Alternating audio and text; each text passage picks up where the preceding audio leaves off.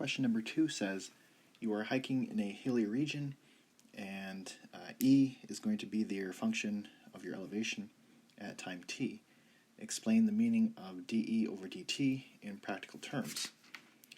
So this would be dE over dt. This is the change in elevation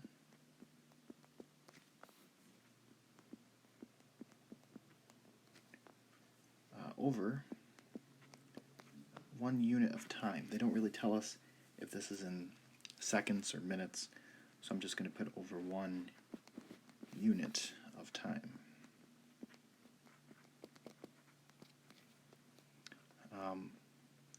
For part B, it says, where might you be when dE over dt is a large positive number?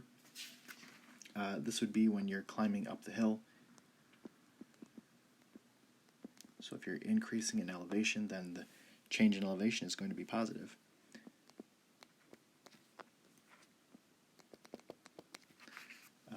Part C says you reach a point where dE over dt is briefly 0.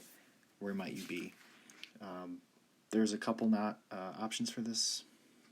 You could be just stopping to catch your breath.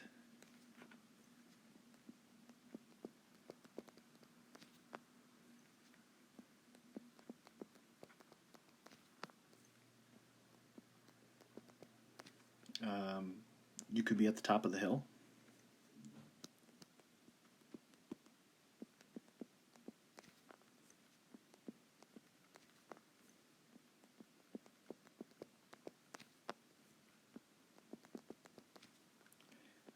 You could be on a plateau, so there could be a smooth part.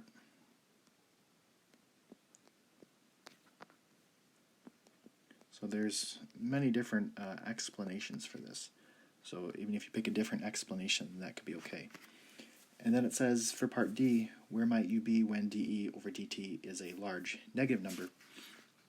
And this would be when you're descending from the top of the hill.